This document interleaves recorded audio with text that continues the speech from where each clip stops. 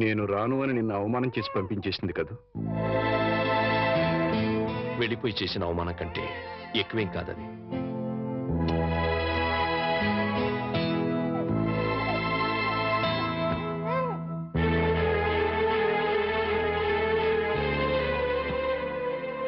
వెళ్తాను మామగారు. ఎక్కడికి వెళ్తావయ్యా? భరించగలిగితే బతకడానికి, లేకపోతే చావడానికి. అయ్యయ్యో, అవే మాటలయ్యా. చావాల్సినంత కర్మ నీకేం పట్టింది? బతికుండాల్సినంత అవసరం మాత్రం ఏముంది అత్తయ్య? దాన్ని ప్రాణానికి ప్రాణంగా పెంచుకున్నాను.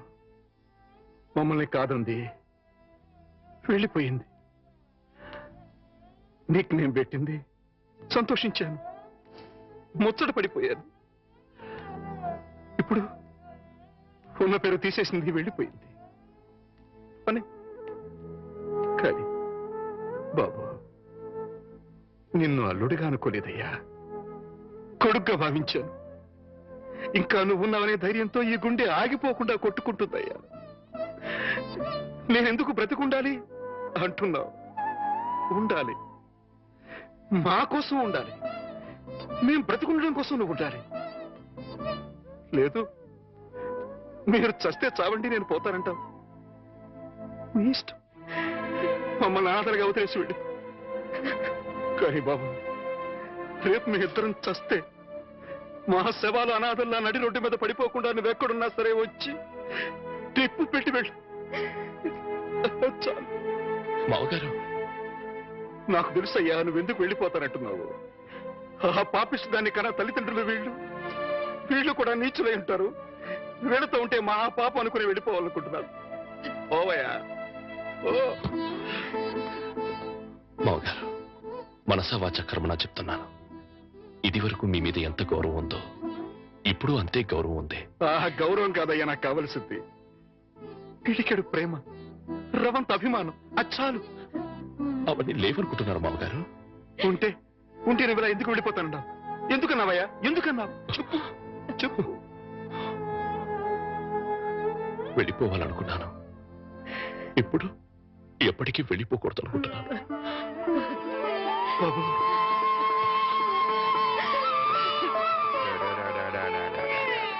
ఇప్పుడే పాలు పెట్టానండి. బిడ్డ ఎందుకు ఏడుస్తున్నాడో ఏమో. బాబా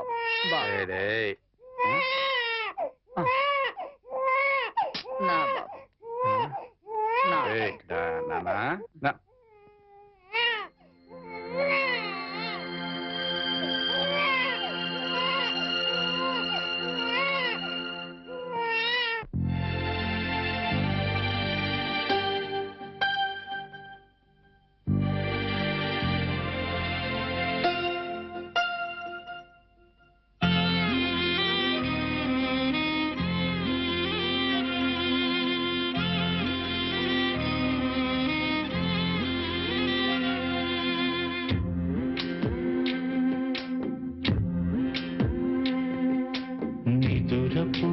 నిదురపు చిన్ని నాయనా, నిదురలు మరచిపు ఉన్న వేదన, చీకొడుతూ ఇల్లొదిలి అమ్మ వెళ్ళినా, జో కొడుతూ ఇక నేనే జోల పాడనా, నా ఎదలో పాదసలే లేకపోయినా నీకు ప్రేమ పోయనా.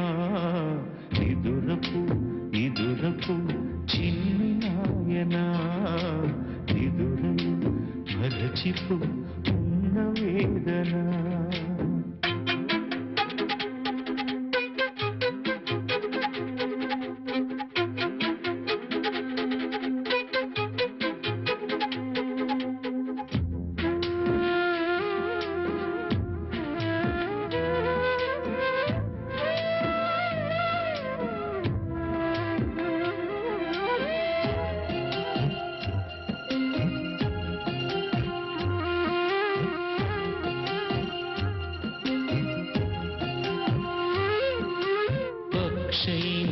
తన పాపకు ప్రేమ పంచదా రెక్కలలో చోటివ్వదా మొక్కైనా తన పువ్వును ముద్దు చేయదా కొమ్మలతో కాపాడదా నీదేం నేరమో అమ్మకు భారమో దేవుడి లీలలో ఆ విధి క్రీడలో ఎందుకీ బాధలు నానా అందుకే బజ్జు కన్నా నిదురపు నిదురపు చిన్ని నాయనా నిదురలు మరచిపు ఉన్న వేదన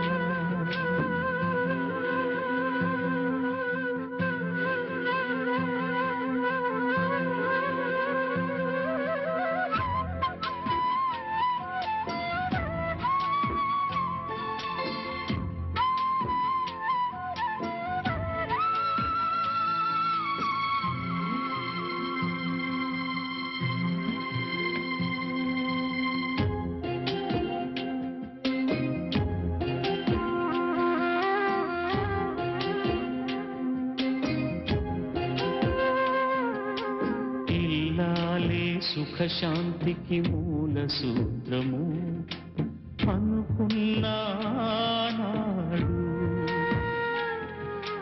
కల్లోలం సృష్టించే అసలు రూపము కనుగొన్నాడు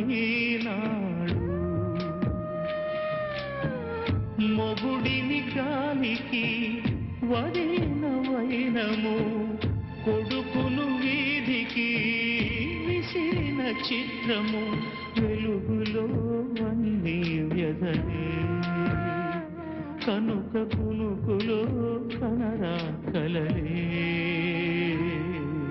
నిదురపు నిదురపు చిన్ని నాయనా నిదురలు మరచిపు ఉన్న వేదన చీకొడుతూ ఇల్లొదిలి జో కొడుతూ ఇక నేనే జోల పాడనా నాయదలు పాలసలు లేకపోయినా నీకు ప్రేమ పోయనా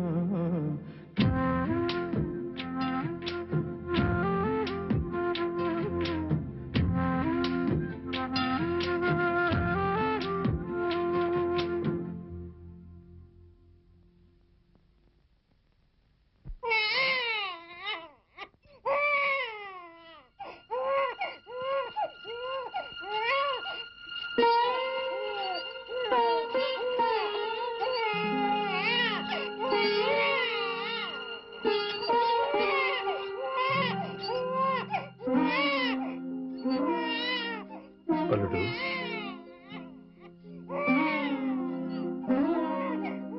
అల్లుడు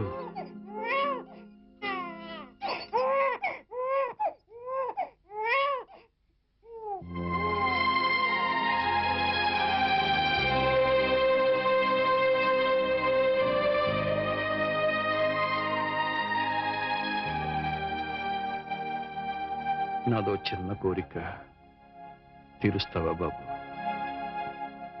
మీరెప్పుడు ఏదడిగినా కాదని లేదు. ఆ నమ్మకంతోనే అడుగుతున్నాను. చెప్పండి. నాకు కూతురు కావాలి.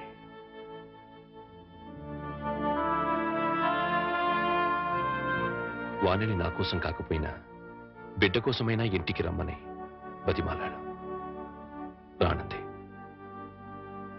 నాకు భార్యగా కాకపోయినా మీకు కూతురిగా ఇంటికి రమ్మని మళ్ళీ అడుగుతాను. దాని గురించి కాదయ్యా, అది ఇంటి గడప దాటి ఏ రోజున బయటికి వెళ్ళిందో ఆ రోజునే చచ్చింది. ఒకవేళ తిరిగి వచ్చినా నేను రానివ్వను.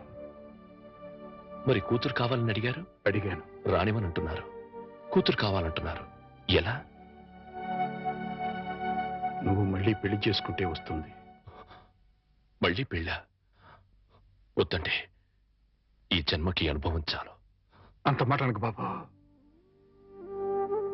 నా కూతుర్ని కాకుండా ఇంకెవరిని పెళ్లి చేసుకున్నా నువ్వు సుఖంగా ఉండేవాడివి. నా చేతులతో నీ జీవితాన్ని నాశనం చేశాను. నాకే గనక ఇంకో కూతురు ఉండి ఉంటే నీకే ఇచ్చి పెళ్లి చేసి ఉండేవాడిని. ఆ అవకాశం నాకు లేదు.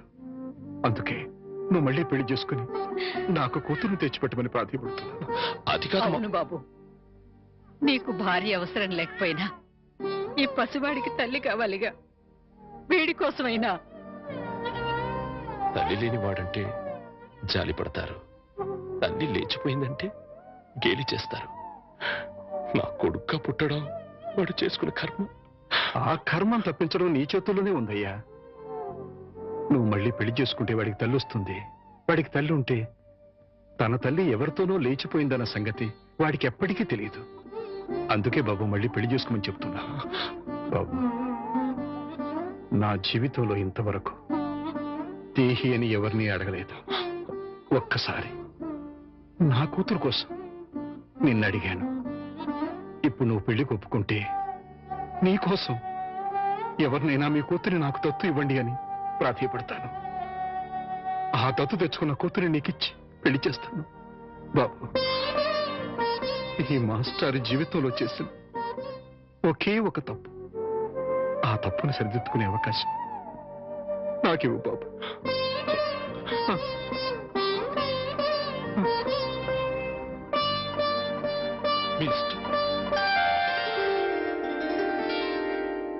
నమస్కారం మాస్టారు. నమస్కారం పెట్టాల్సినంత యోగ్యత నాకు లేదయ్యా. ఎంత మాట అన్నారు మాస్టారు. మాస్టారు, మీరు ఉద్యోగానికి రాజీనామా చేశారట.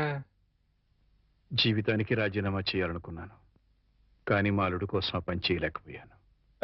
నిలబడే ఉన్నారు, కూర్చోండి మాస్టారు. యాచించడానికి వచ్చిన వాడికి కూర్చుని అర్హత ఉండదయ్యా. అంత మాట అనకండి మాస్టారు. ఇవాళ నేను 2 పూట్ల అన్నం తింటున్నాను అంటే అది మీ చలవే. యాచించడం లాంటి పెద్ద మాటలు మాట్లాడి నన్ను మరింత చిన్నవాణ్ణి చేయకండి, ఆజ్ఞాపించండి. నీ కూతుర్ని నాకు దత్తు ఇవ్వమని అడగడానికి వచ్చా. దత్త? అవునయ్యా, జరిగిన విషయాలని నీకు తెలుసు. మీ అమ్మాయిని నాకు దత్తుగా ఇస్తే నా కూతురుని చేసుకుని నా అల్లుడికి ఇచ్చి పెళ్లి చేయాలనుకుంటున్నాను. నా కారణంగా నా అల్లుడి జీవితం నాశనం అయిపోయింది. మళ్ళీ అతని జీవితాన్ని చిగురింప చేయాలనుకుంటున్నాను. అందుకోసమే ఇంతగా వేడుకుంటున్నాను. 10 మందికి ఇవ్వటమే కాని ఎవరిని ఎప్పుడూ ఏది అడగని మీరు ఇలా అడుగుతుంటే హృదయం ద్రవించిపోతుంది. ఇస్తాను, తప్పకుండా ఇస్తాను మాస్టారు. సంతోషం మాస్టర్.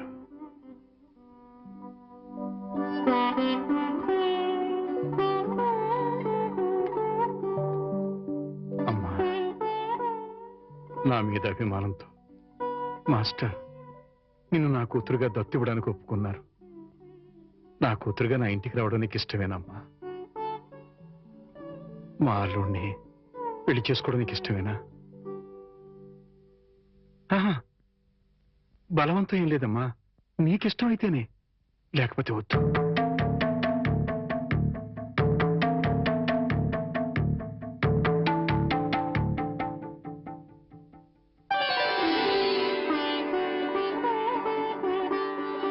మీ ఇష్టమే నా ఇష్టం. చాలా సంతోషం తల్లి. జీవితంలో ఎందరికో ఎన్నో పాఠాలు నేర్పాను, కానీ ఈ రోజు మీ నుంచి మానవత్వం అనే కొత్త పాఠం నేర్చుకున్నాను. అంత మాట అనకండి మాస్టర్. వెళ్ళొస్తాను. పెళ్లికి ముహూర్తం పెట్టించి వచ్చి అమ్మాయిని తీసుకువెళ్తాను. అలాగే.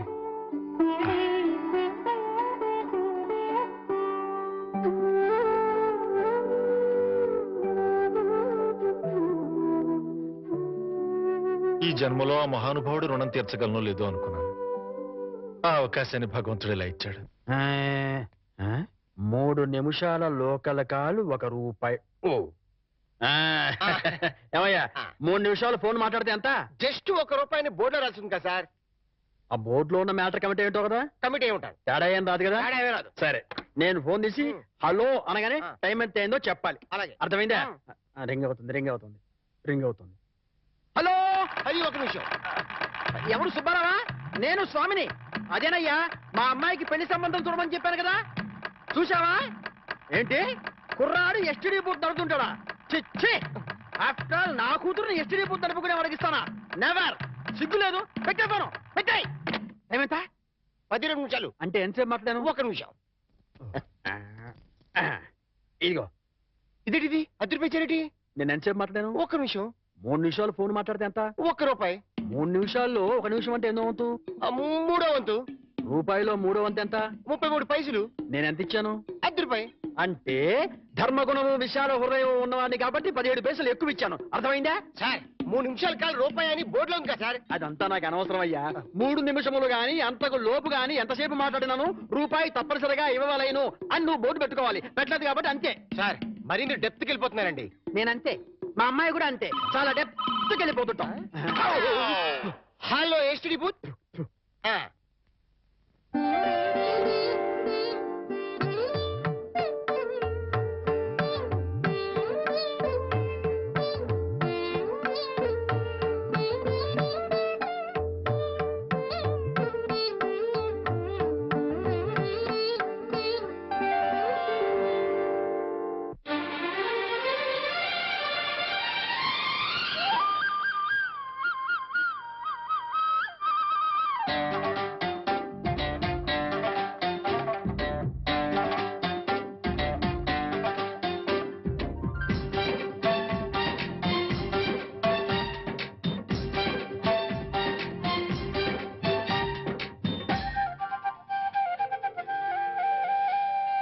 నవ్వులు పువ్వులు మువ్వలు దివ్వెలు తోడే ఉంటే సాగే జీవనమన్నది ఎవరికైనా తీయని పాటే. నవ్వులు పువ్వులు మువ్వలు దివ్వెలు తోడే ఉంటే సాగే జీవనమన్నది ఎవరికైనా తీయని పాటే. కంటికి రంగుల కలలుంటే గుండెకు పొంగే గుణముంటే గుమ్మల్లో విరిసేను కదా వీరితోటే మన వాకిట్లో పండేను వరహాల పంటే. నవ్వులు పువ్వులు మువ్వలు దివ్వెలు తోడే ఉంటే సాగే జీవనమన్నది ఎవరికైనా తీయని పాటే. నవ్వులు పువ్వులు మువ్వలు దివ్వెలు తోడే ఉంటే సాగే జీవనమన్నది ఎవరికైనా తీయని పాటే.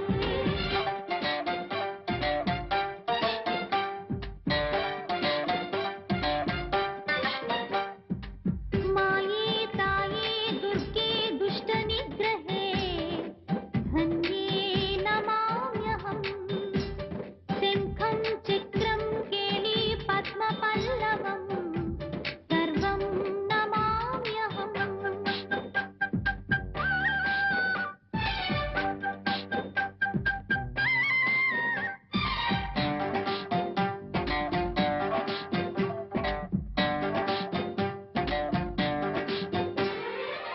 ముద్దొచ్చే సంసారం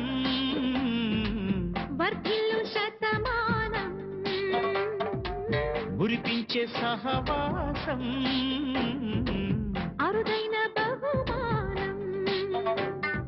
ఉన్నది మమత అన్నది లేనిది మనకు ఏమిటి?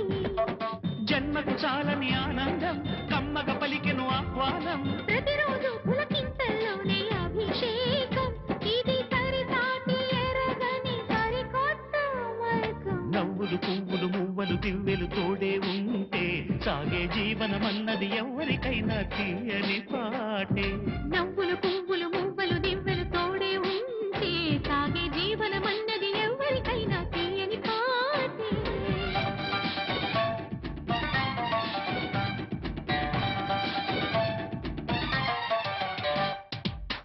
ధ్యానం ధ్యాన కోటి గుణం నిత్యలసితం.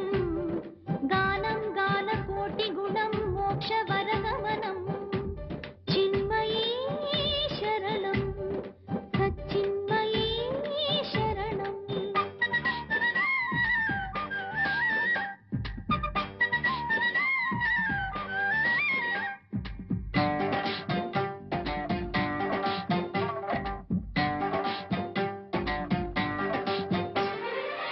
సరదాల చిరునామా ప్రియమైన గృహసీమా మౌనాలు మూఢాలు మనలేవు మన నడుమా. కాపురం కలల గోపురం సన్న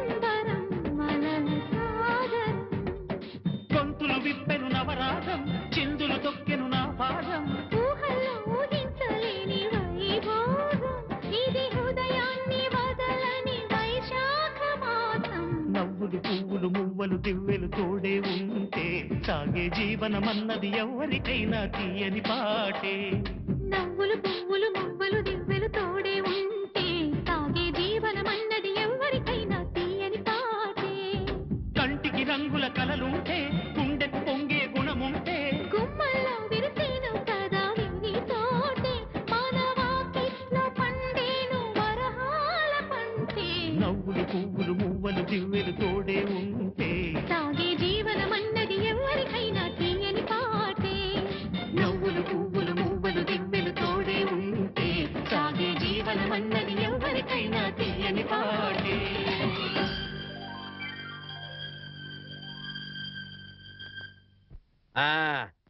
అదయ్యా ఆ 3 గదుల పోర్షను అద్దెకిస్తా అద్దె నెలకి 2000 సెపరేట్ మీటర్ లేదు కాబట్టి కరెంటుకి నెలకి 200 రూపాయలు ఇది కాకుండా 6 నెలల అద్దె అంటే 12,000 రూపాయలు అడ్వాన్స్ గా నువ్వు ఇవ్వాలి అలాగే సార్ అలాగే ఆ, అవును ఇంతకీ నీకు పెళ్ళయిందా మీరు ఒప్పుకుంటే అయిపోతుంది అదేంటి నేను ఒప్పుకోవడం ఏంటి అదే సార్ మీ ఇంట్లో అద్దెకి దిగుతున్నాను కదా ఆ. ఇక మీదట మీరే పెద్ద దిక్కు కాబట్టి మీరు చేసుకోమని చేసుకుంటా లేక లేదు నువ్వు నాకు తెగ నచ్చేసావా డెప్త్లోకి వెళ్ళే కొద్దీ ఇంకా నచ్చుతాను ఆ. మరి అగ్రిమెంట్ రాసుకుందామండి అగ్రిమెంట్ ఎందుకు మాటే స్టాండర్డ్ బాగా డెప్త్లోకి వెళ్ళి ఆలోచించండి సార్ నేను ఎప్పుడైనా అద్దె కొట్టేనుకోండి అది దానికోసమే అది నిజమే అది. అగ్రిమెంట్ రాసుకున్నాం దా, దా, దా, దా. ఇదిగో నేను చెప్పిన మంది రాసి ఇల్లు అద్దెకిస్తున్నట్లుగా అగ్రిమెంట్ రాశాను ఈ రెంటి మీద నువ్వు కూడా సంతకం పెట్టు అదే. పెట్టు పెట్టు ఇక్కడ పెట్టు ఇక్కడ ఆ, ఇదిగో నీ కాపీ ఆ? అడ్వాన్స్ తీ. ఆ. ఇదిగోండి సార్ ఎంత 12,000గా 12,000 లెక్క పెట్టలేదుగా లెక్క పెట్టగల. ఆ. ఇంట్లో ఎప్పుడు దిగుతున్నా నేను దిగడం పక్కన పెట్టు ఆ. నువ్వు ఎప్పుడు ఖాళీ చేస్తావు ఏయ్ అర్థం పర్థం లేకుండా మాట్లాడవాకు నేను ఖాళీ చేయటం ఏంటే ఆ. బయట రా. ఎక్కడికి? బయట రా నువ్వు. ఎందుకు నువ్వు బయట రా, పద. చెప్తాను. బోర్డులో ఏం రాసింది ఇల్లు అద్దెకి ఇవ్వబడును అగ్రిమెంట్ లో ఏం రాసింది ఇల్లు అద్దెకిస్తున్నట్టు అయితే ఖాళీ చెయ్యి అదేంటయ్యా నేను నీకు ఇచ్చిన 3 గదుల పోర్షనే కదా అలాంటప్పుడు 3 గదుల పోర్షన్ అద్దెకి ఇవ్వబడని బోర్డు మీద రాయాలి అలాగే అగ్రిమెంట్ చేయాలి నేను ఒప్పుకోను నువ్వు ఒప్పుకోకపోతే ఆ. ఇల్లు అద్దెకి ఇచ్చినట్టు అగ్రిమెంట్ రాసి ఇప్పుడు కాదంటావని చీటింగ్ కేసు పెట్టి నిన్ను జైల్లో చేయిస్తా అమ్ము అంత పని చేయకు అంత పని చేయకు అందుకని ఖాళీ చేసేయి ఇప్పటికిప్పుడు కాలేజీ వెళ్ళిపోమంటే ఎక్కడికి వెళ్తారమ్మా అది కరెక్టే నేను విశాలవధుడు కాబట్టి ఆ. నేను రెంట్ తీసుకుని ఇంట్లో నేను ఉండిస్తా ఆ. కాకపోతే రెంట్ అవుతుంది రెంట్ అవును నెలకి 3,000 ఆ? నేను నీకు ఇవ్వాల్సింది 2,000 పోగా నువ్వే నాకు 1,000 రూపాయలతో సరిపోతుంది water separate current separate okay okay నెలకి 3,000 చెప్పరా 6 నెలలు అడ్వాన్స్ 18,000 కొట్టు 18,000 అవును కొట్టు ఇదిగో రెడీగా 12,000 ఉన్నాయి ఆ. మిగతా 6,000 నువ్వు ఇంట్లో దిగుతావు కదా అప్పుడు ఇస్తానే ఇస్తా కదా గాడ్ ప్రామిస్ ఇదిగో ఇల్లు జాగ్రత్త బేకులు గీకులు కొట్టావో అయిపోతావు నా డెప్త్ ఏంటి అర్థమైంది కదా ఓరి వీడి డెప్త్ బంగారం గాను నా ఇంటికి నేనే అద్దె కట్టుకునే డెప్త్ లో పడేశాడు ఈ డెప్త్ లోంచి నేను ఎప్పటికి బయటపడతానో ఏమిటో